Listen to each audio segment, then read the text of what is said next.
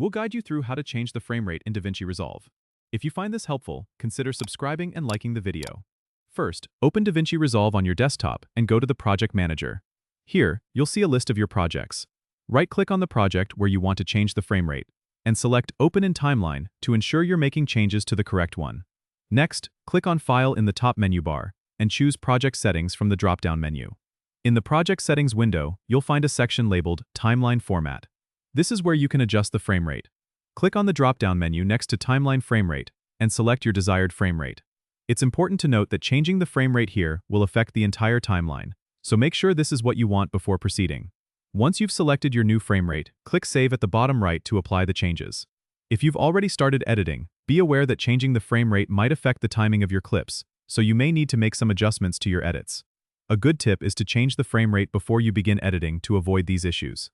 Finally, close the Project Settings window and continue with your project. Remember, if you plan to export your project, make sure the export settings match your new frame rate to ensure consistency across your final video.